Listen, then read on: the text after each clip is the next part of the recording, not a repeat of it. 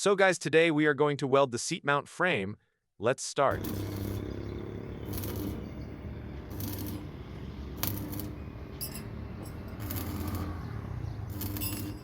And now we have to weld the shocker mount. Now we have to weld it on the frame.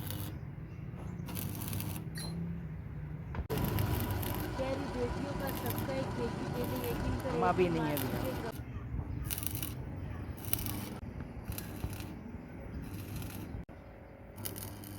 We have to weld steel plate to connect the tire.